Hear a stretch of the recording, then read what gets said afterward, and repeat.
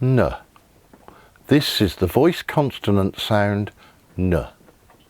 To create the N sound, the air is blocked from leaving the mouth by pressing the tip against the tooth ridge and the sides of the front of the tongue against the side teeth. The soft palate drops, allowing air to pass out through the nose. The sound is voiced, so the vocal cords vibrate while producing it.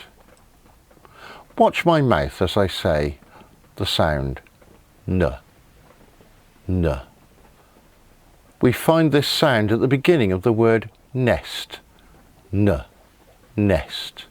We find this sound in the middle of the word penny. N. Penny. We find this sound at the end of the word corn. N. Corn.